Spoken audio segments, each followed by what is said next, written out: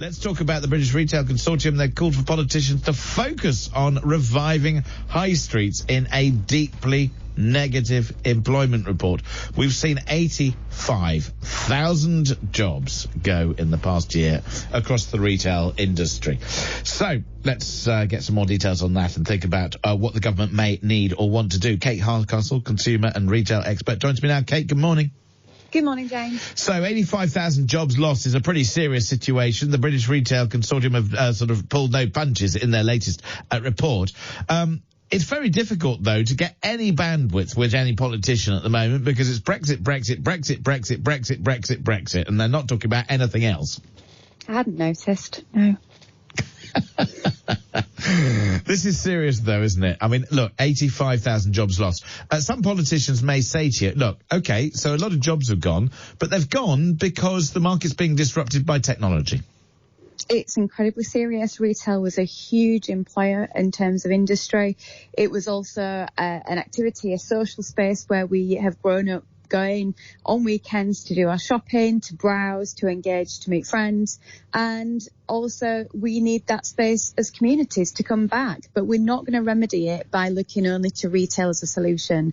The evolution within retail, not just because of online, but because of many changes in who we are as consumers and the way we're leading our lives, means that we can't hang our hat saying, well, if we just get a better retail solution, everything will be fixed again. This has got to require big thinking. It's going to need investment. Profit is going to have to be something that we consider as a secondary element. It's going to have to be about communities working together first and then working out how we can get them back to profit, how we can get them back to a restored community purpose.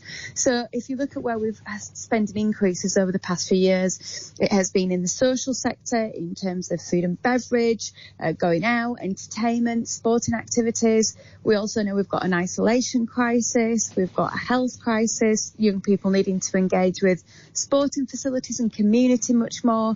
And therefore, to me, the remedy has to include spaces for community that includes retail rather than being a rejuvenated pure retail space. Right, because I was going to ask you, there are some who would argue and say the concept of retail is largely doomed on the basis that if people are just ordering stuff online, if it's cheaper to buy online, and then they get it delivered, we're not going to see a viable entity on the high street because it costs much more money to deliver it in that format. There is some real big challenges with retail. Yes, we've seen a shift online, but it's about 20%, 30%. It is going to grow, but it's particularly in the non-food space. We've seen rise in social. We know that people want to buy experiences more than just material goods, and that's driven for lots of different things. People are being more cautious with the spend. People want to engage more with the family and have quality time rather than just use that time for shopping, so they're going for convenience shopping. Lots of different things happening in that space. But we have independents that are surviving and some are thriving. We've got some retail stores that are actually doing very well, but it's about getting the right mix, which to me is all about the quality of offer, the experiential, and actually good service on the value too. And if we get that mix right, and that is also part of somewhere people want to go because they don't need to go there anymore, it's going to make a significant difference.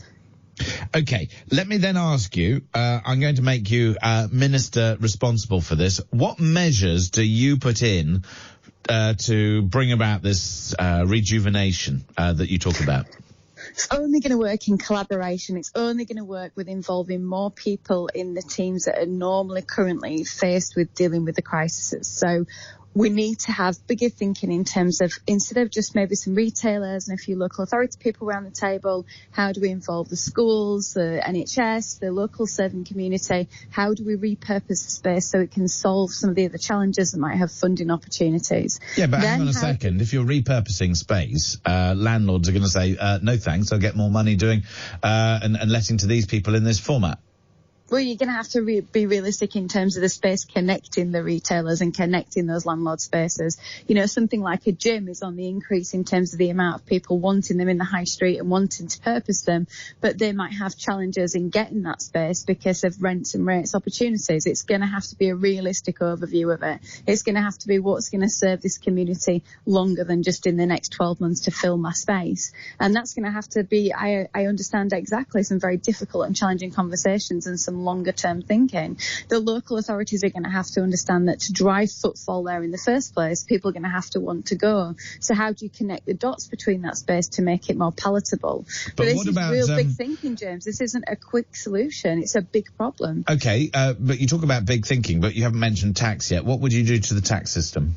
Yeah, there's got to be a review, absolutely, and the same with everything in terms of engaging and encouraging your retailers into that space too. I'm not saying give up on retail at all, but I'm saying that you can't hang your hat on it being the solution to this. It's but do you think, though, dependent on people? It is dependent on people, and as you say, big thinking. But if we're thinking about changes in the tax system, how can you possibly have a system where you don't have a level playing field?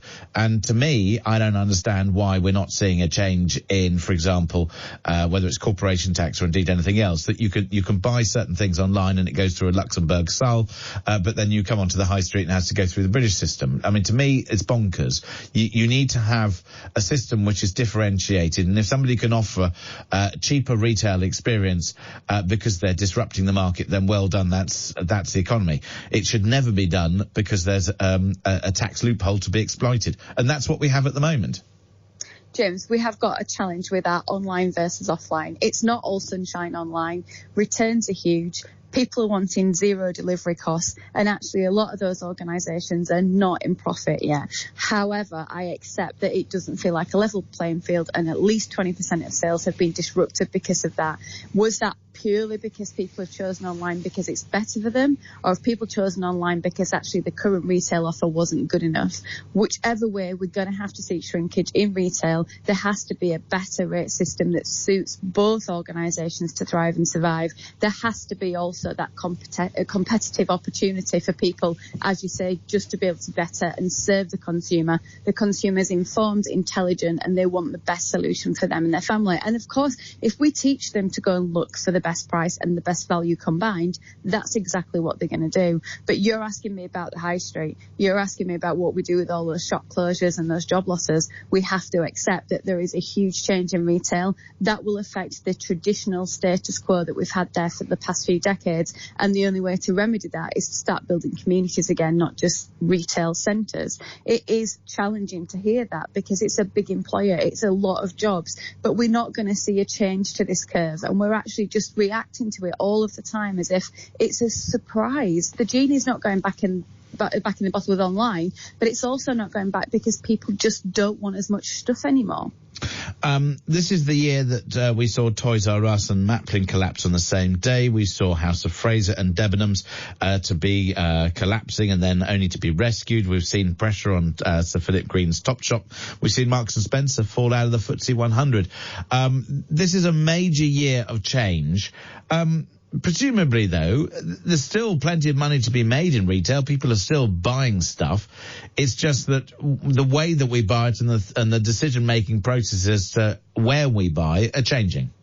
Absolutely. There are some real success models. I mean, if we're talking about traditional bricks and mortar retail, you can't deny the success of a brand like Primark. It has come in and it has added great value and it's created fast fashion for people who want that. There's a lot of challenges around that. I know people will be talking about sustainability, environmental, ethical, but here's a brand that's using big spaces still on the high street and proving that a department store of a different type can work.